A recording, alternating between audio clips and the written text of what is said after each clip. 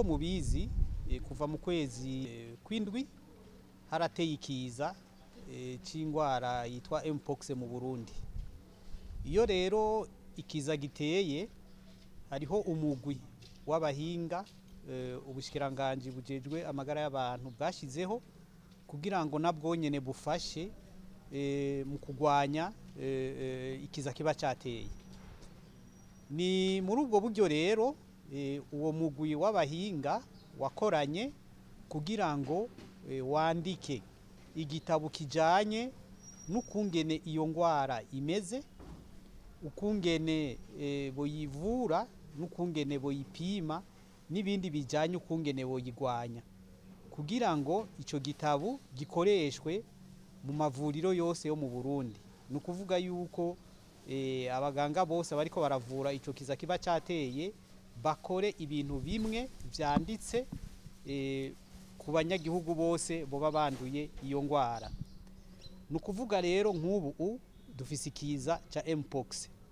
Abo bahinga rero baranditse ico gitabo kijanye n'ukungene iyo ngwara ya mpox itegerezwa kumenywa, ukungene yatanguye, ukungene igaragara ku bimenyetso n'ibipimo vyo muri laboratoire, ukungene bikorwa, inyishu zibonetse ukungene zitangwa, n'ukungene abagwayi baca bavugwa, mbere n'ukungene abarundi bose canke ababa mu Burundi bokingirwa, hamwe n'abandi bantu rero boba biketswe ko iyo ngwara ukungene bakurikiranwa. Ico gikorwa rero intambo ya mbere turiko turasozera uno munsi, ico gitabo caranditswe nabo bahinga. Ubwa kabiri, intambo ya kabiri, duhamagara abandi bahinga kugira ngo basuzume ivyo twari twanditse, baterere kugira tukiryohore.